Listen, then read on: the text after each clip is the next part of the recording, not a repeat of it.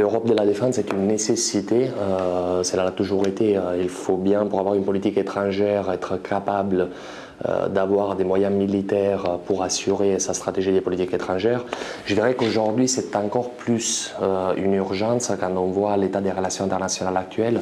Et je pense notamment à l'affaiblissement des États-Unis qui, jusque-là, ont assuré leur statut des superpuissances globales. Mais qui donne l'impression de s'essouffler, que ce soit à cause du conflit en Irak, en Afghanistan, que ce soit à raison de la crise financière. Disons qu'aujourd'hui, les États européens ne disposent plus d'une certitude absolue par rapport à une protection américaine en cas de menaces majeures. Donc je crois que l'Union européenne, au jour d'aujourd'hui, devrait sérieusement s'interroger sur celles qui sont ses priorités stratégiques pour l'avenir.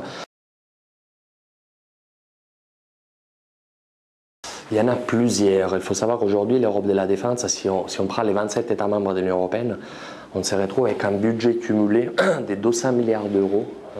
Donc 200 milliards d'euros qui sont dépensés pour des questions de défense. On se retrouve avec 2 millions de soldats, donc 2 millions d'hommes qui revêtent une uniforme des forces armées européennes. Et cependant, la guerre a beaucoup changé. À partir de la fin de la guerre froide, on s'est vite rendu compte que les principes mêmes de la guerre n'étaient plus des énormes batailles entre des armées de terre pour défendre l'Europe, puis qu'on allait de plus en plus être impliqué dans des opérations de maintien de la paix, dans des théâtres qui sont souvent éloignés des frontières européennes. Or, les armées européennes manquent cruellement déjà des moyens de projection, des moyens d'intelligence stratégique, de toute une série de capacités militaires, ce qui fait que déjà les forces armées européennes ont besoin d'être lourdement réformées. En France, il y a un mouvement à travers les derniers livres blancs sur la défense et la sécurité qui est à l'œuvre, un mouvement des réformes. Les autres blocages, ce sont des blocages politiques, industriels, économiques. Économiques dans le sens où on ne peut pas s'attendre à une augmentation du budget de défense européen. Je vous disais que ce budget il se monte à 200 milliards d'euros, ce qui est pas grand-chose vis-à-vis du budget américain, qui est trois fois supérieur. Les blocages politiques sont dus à la différente conception que Paris et Londres, donc la France et le Royaume-Uni, les deux uniques puissances militaires du continent, peuvent avoir de cette Europe de la défense. On sait tous que le Royaume-Uni a une vision de sa défense qui dépend beaucoup plus de l'Alliance Atlantique et du lien avec les États-Unis que celle de la France, alors que la France préférait plutôt la construction d'un pôle, disons, autonome des puissances. Donc tant qu'il n'y aura pas d'accord entre ces deux puissances, on peut s'imaginer qu'il sera très compliqué de pouvoir avancer dans le sens d'une Europe de la défense performante. Donc je vous disais que des avancées importantes sont très improbables aujourd'hui.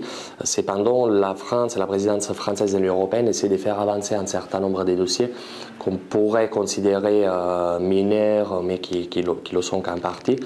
Et notamment dans cette réunion qui a lieu les 1er et les 2 octobre à Deauville, toute une série de questions sont abordées, comme la mise à niveau de la flotte européenne d'hélicoptères des transports. Il faut savoir que chaque fois qu'on déploie une mission, on a souvent des problèmes de projection des troupes dus au manque donc, des moyens de transport, que ce soit par rapport aux hélicoptères ou que ce soit par rapport aux avions de transport. On attend l'entrée en service de l'A4ASM, c'est le nouvel avion européen des transports. Il faudrait également, c'est un des objectifs de ces sommets, trouver un accord pour la création d'une flotte commune, une flotte européenne. D'autres accords sont annoncés, comme celui sur les programmes MUSIS, qui est un programme d'observation satellitaire, et la création d'un Erasmus militaire, une espèce de programme d'échange entre officiers des différents pays européens pour arriver à créer une culture stratégique européenne. Donc je dirais à la fois ce sont des avancées mineures vis-à-vis aux besoins énormes en capacité militaire, en projectabilité des hommes dont on aurait besoin aujourd'hui. Et cependant, cet accord, s'il sera trouvé d'ici la fin de ces sommets des ministres de la Défense et par la suite traduit au Conseil européen du 13 octobre, ça serait déjà un pas en avant assez important.